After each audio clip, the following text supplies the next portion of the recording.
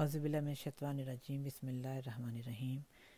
عزیز ناظرین، السلام علیکم۔ ہم آپ کو اپنے چینل میں خوش آمدید کہتے ہیں۔ یہ قرآنی معلومات سے ماخوذ اللہ کے پیارے بندوں کی خوبصورت کہانیاں ہیں۔ آپ اور آپ کے بچوں کے لیے اسلامی اور قرآنی تاریخ کے علم کا خزانہ ہوگا انشاءاللہ۔ اس ہفتے پہلے کہانی پیش کریں گے جو کہ آب زمزم کے متعلق ہے۔ تقریباً 3000 سال پہلے کی بات ہے کہ اللہ کے پیارے نبی حضرت ابراہیم علیہ السلام اپنے خاندان کے ساتھ فلسطین میں رہتے تھے۔ ان کی 2 بیویاں تھیں۔ پہلی بیوی کا نام سارہ بی بی، جن کے ہاں بہت مدت تک کوئی اولاد نہ ہوئی، اور دوسری کا نام ہاجرہ بی بی تھا، جنہیں اللہ تعالیٰ نے بہت جلد ایک بیٹا عطا کر دیا جس کا نام اسماعیل رکھا گیا۔ کچھ ماہ بعد ہی اللہ تعالیٰ نے اپنے نبی کو ایک امتحان میں ڈالا اور حکم دیا کہ اپنی بیوی بی بی ہاجرہ اور بیٹے اسماعیل کو لے کر دور صحرا میں چھوڑ آؤ۔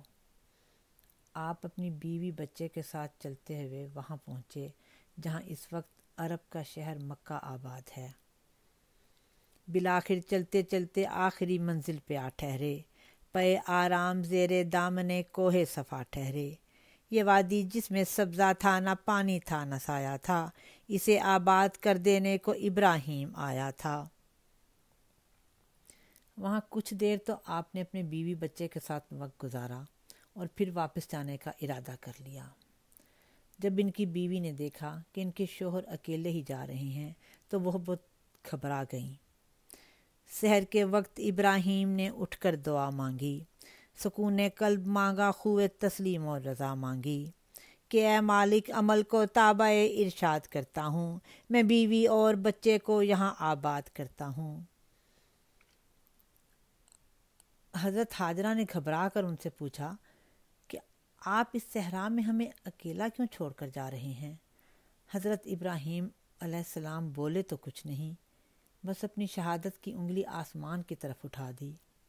اب حضرت ہاجرہ سمجھ گئیں اور کہنے لگیں، اچھا اگر یہ خدا کا حکم ہے تو خدا ہی ہماری حفاظت کرے گا۔ اب ماں اور بچہ اور بہت چھوٹا سا بچہ اکیلے اس صحرا میں رہ گئے۔ پھر ایسا ہوا کہ چند دنوں کے بعد ان کے پاس پانی ختم ہو گیا۔ بچے کو بہت زیادہ پیاس لگی ہوئی تھی، مگر پانی کہاں سے آتا؟ وقت کے ساتھ ساتھ بچے کی حالت خراب ہوتی جا رہی تھی۔ اس جگہ کے پاس 2 پہاڑیاں تھیں۔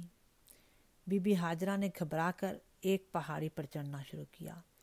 وہ وہاں سے واپس اتریں اور دوسری پہاڑی پر چڑھیں۔ اب انہوں نے باری باری دونوں پہاڑوں پر چڑھ کر دور دور دیکھنا شروع کر دیا کہ شاید کوئی قافلہ گزر رہا ہو اور وہ ان کی مدد کر سکے، کہیں سے ان کو پانی مل سکے۔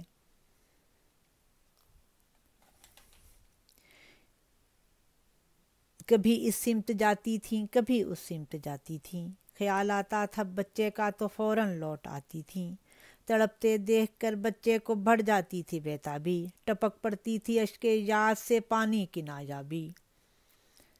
آخر 7ویں چکر پر انہیں ایک فرشتے کی آواز سنائی دی کہ اپنے بچے کے پاس جاؤ اور اسے جا کر دیکھو۔ وہ تو اور زیادہ گھبرا گئیں کہ نہ جانے بچے کا کیا حال ہے۔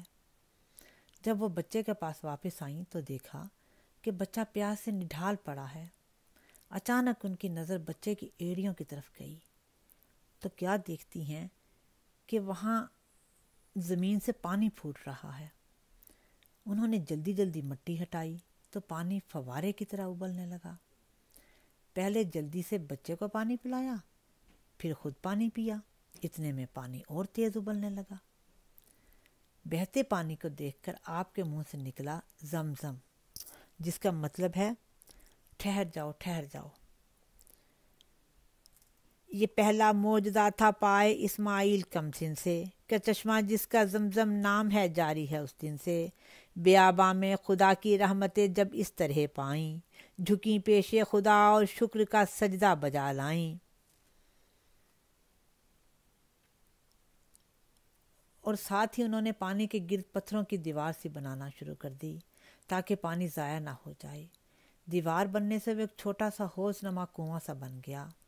یہی پانی آب زمزم کہلاتا ہے، جو مسلمانوں کے لیے ایک مقدس اور متبرک نشان ہے۔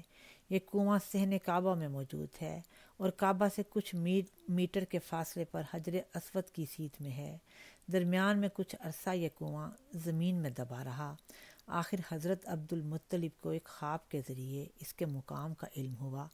جب سے اس کا پانی استعمال میں ہے، یہ دونوں پہاڑیاں صفا اور مروہ اور یہ مبارک کنواں اللہ تعالیٰ کے نشانات بنتے ہیں اور انہیں شاعر اللہ کہا گیا ہے۔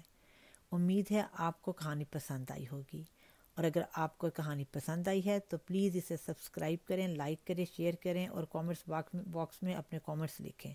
خدا حافظ۔